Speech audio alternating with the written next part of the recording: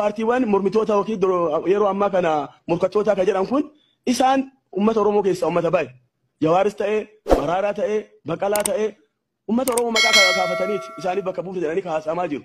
Isin walitti galtanii maa waliin mari'an ilmaan Oromooti miti uummata Oromoo kanaaf miti ka bakka buutan uummata Oromoo kanaaf miti ka qabsooftan maa walitti galtanii akka uummanni Oromoo gammaduu dandeenyu akka uummanni Oromoo tasgabbaa'uu dandeenyu walitti dachaatanii maa hin mari'an maa waliin isin argine maa waliin teettanii nyaanni maa waliin teettanii teessoo tokkorra maa waliin mari'an maa waliin dalagan wanni walitti dhufiinsa isin dhoogaa kun maali rakkoo kana maa waliin teettanii hubattanii sabaaf sablammoonni nu keessa jiran tasgabbaa'anii jiruu isaanii maa geggeeffachuu hin dandeenye. Namni ganamaa galgala bararraaqee jiraataa jira. Eessatti du'a jedhaa jiraataa jira. Diinagdee hojjedha jechuudhaaf hamleen hin jiru. Biyya amma ofii bulchaa jiru. Kaleessa wayyaaneen kana nu gooti, maaliin kana nu gooti jennee iyyinee hanga caffee kana as dhufnee hirmaannaa yaa'ii kanarraa sadarkaatti addaan cinnee karaarra cinnee hafne tokkotu ture. Isa bira taane itaa jamaa joorshuumiin haadha Biraanuu Juullaa qaamnummaan Oromiyaan geggeessaa hin jirre olaantummaan ereessa jira.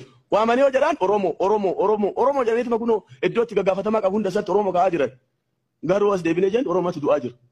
Kalixa Wallaggaa maalii kana rabbuu nama dhageessisin. Dhageenne gurri nu duude baqa. Maali warri waa ajjeesaa jiru sun namni Oromoo ajjeesu kun eenyu addatti bahee beekamuu qabu. Yoo ka ajjeesu Oromoo ajjeesu kana Oromoo ajjeesuu hin qabu jedhanii abbaa gadaatiin afoo gad dhaabatanii itti sun hin danda'amu. Qeerroo keenya maa ofirraa cinaatti achi qabdan yeroo ammaa kanatti dhugaa dubbachuudhaaf qeerroo kana maa harkatti hin qabanne nu.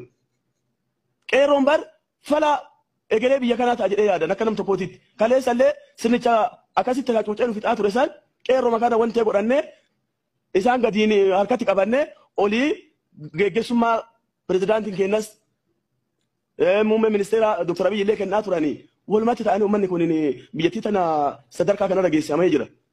Jawaar Muhammad illee yoo ta'e aktivistii illee yoo ta'e asin durallee yeroo geggeessaa ture sanitti dhugaa dubbachuudhaaf yeroo namni Dr. Abiyyiin qeeqaa ture sanitti illee inuma sirrii miti jedhaa namni jennuudhaan isa deeggaraa ture. Har'amoonni illee karaa biraa faallaa qabate. Miidiyaan OMN faallaa biraa qabate.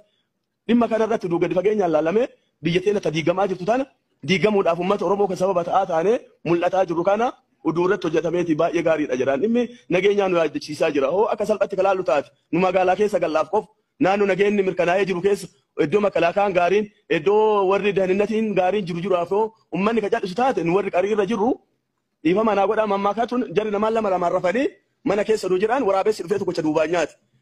Maal ta'aa jirta jennaan na nyaataa jira cal'ii jedheen si caasi nyaatee nattaa dhufuuf cal'isaa badi ati jedhee namtichi lafaa ka'eetii jedhan.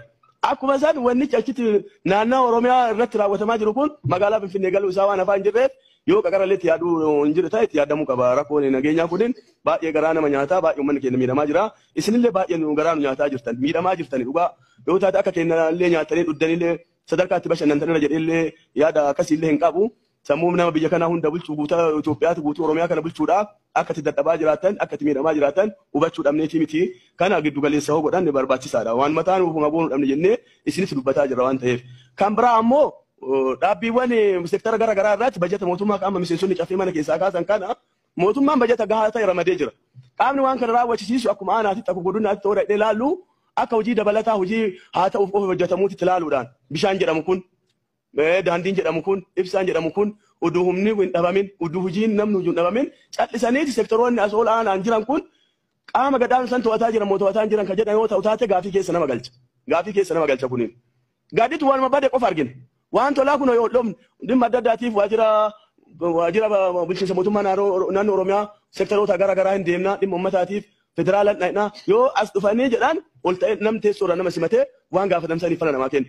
Ool'annaa godilatti hidhamuun nam dubbii nama jalaa fuudhu hin jiru waajjira keessa nama hin argan isaan achi deemanii jiran sun akkana deebi'ee jira sababa adda addaa bichaa namatti himanii guyyaa 3 4 achi oolanii biraa galan aanaa dhadhaan san 2 haaromsi jedhamu sun maal maaf asitti dhaabbatee hafe haaromsi jedhamee armaan durana faarfamaa ture sun gara aanota gara gandoota maa wanni gabbuu isa dhoobi waan sodaatamutu jira rakkoo guddaa qaxarri hojjettoota mootummaa kan jedhamu tokko Finfinneetti qaxaramuu qabaa jedhan sun siyaasaa mataa isaa ta'e ajandaa guyyaa guyyaan qaramamee eegama. Akkuma ajandaan yeroodhaan bocamee nu eegu qofa isa hojjenna malee uummata keenya yeroo tokkoof illee ajandaa karoora baafannee hunyaan kuma Dr. Abiy Jimma irratti jedhe kaan amma qaamnummaan biyya bulchaa jiru kun ajandaa uumuudha. Hojjetaa mootummaatiin mindaan sirreeffamaa gadhiifamee jira jedhan harkaan ga'een amma kun nagaa baana jedhaa jiran. Isa kana achumatti waan bisanuu. Qacarriisanii ganaa haala mijeessituu qulqulleessituu Finfinneetti qaxarraa hojjettanii dhuguma rabbiititti maal godhuu keessan kuni maal jechaadha. achi namni dhufeeti ka waan nyaatee gudaaboon qabne baasii isaa baafee finfinne dhufee asii qaxarama namni beekamtii fi ga'umsaa fi dandeettiidhaa fi haqummaa namni qabu finfinne qofa keessa taa'ee hojjetaa jira waajjira keessa kuuwwan maal godhaa jira warri godina irra jiran warri aanaa irra jiran isaan kun ga'umsa kana hin qabanidha moo maali kun kunillee ajandaa rakkoo adda addaa uumaa jira rakkoo ofumaa bocee uummata keessatti rakkoo fiduun kun rakkoodha inni ammoo akka kaleessa xiqqoo deebii waajjira pirezidaantii irraa nu deebisanitti haala ittiin qacaraman maal ulaagaan asii gadi bu'a malee aanaa irratti tagaa jedhu tokko xiqqoo wanni deebiin sun akkamitti akka ta'e hin beeku san himanii jiranii sun gaariidha haa akkasitti karaa hawwatamu garuu finfinnee qofatti akka jennu rakkoo ta'a jira kan akkanatti yoo qaban kan biraa ammoo an waggaa 27 dhaaba kana keessa ture waggaa 27 dhaaba kana waliin galan bittaa jiraatu maallee hin taane keessatti illee salphannee keessatti illee rakkan amma ammoo an paartiin kun akka nu jalaa suuqamu barbaadu akka nam tokkootti filannoo kana keessatti ce'uu barbaada akka paartiin kun ce'uu barbaada akka ceenuuf ammoo hawaasa kana harkatti qabachuun dirqama hawaasni keenya amma yeroo ammaa kana nu balaaleffataa jira anuma isa waliin nyaadhee dhugus waliin dhaladhee guddadhee waaddanyaan kee hiriyyaan kiyya ati manaa kiyya tadasi badasi akkana nuun jedhaa jira kana qara maal hojjenneeti uummanni kun akka nu jaalatu ta'aa ture hadha ammoo maal hojjechuu dhabneeti uummanni kun wanni akka nu jibbinu wanni ta'aa jiruuf kana irratti hojjetamuu hin qabu paartiin kunin maal abdiin inni kutataa jiru yoo jiraatu taate nutti himani kabira ammoo yoo jawaarii fi eenyu maqalaanii fi doktor abiyyii fi obbo Shimallis illee walola maal jedhanii jarriin sobdii jarri waliin jirtii dhugaa miti amma xiqqoo wanni uummata keenya xiqqoo gowarsee jiru kan jarriin sobdii waliin jirtii filannoo irratti gara qabatteeti Oromoo ceesisuudhaaf qofa malee dhiibbaan gara hin jiru ka jedhu xiqqoo uummata keenya obsa kenneefii jira malee obsa kenneefii jira xiqqoo achirratti gowarsi wayiin jira kanaaf isuma san rabbi amma dhugaallee isin haa godhu rabbi dhugaa isin haa godhu nu ka barbaadu nagaha nu ka barbaadu bilisummaa mirgaa eenyullee bulchee nu bakka bu'aa uummataati paartiin kun garuu hagana ifaajee hagana ilma horee hagana gahee waan kufuu hin qabne